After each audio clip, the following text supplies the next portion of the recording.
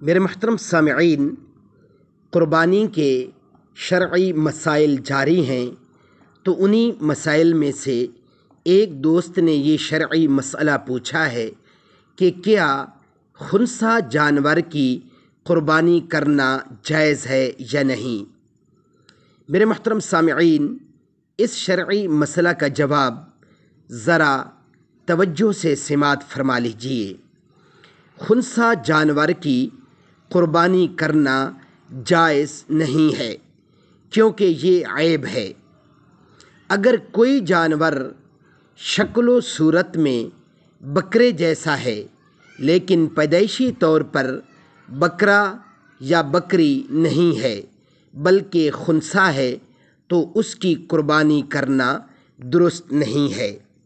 اس لیے کیونکہ یہ عیب ہے، اور عیب جو ہے وہ قربانی میں مانع ہے،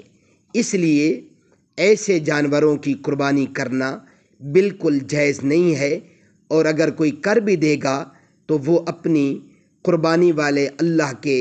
اس حکم کی خلاف ورزی کرے گا اور اس کی قربانی قبول بھی نہیں ہوگی۔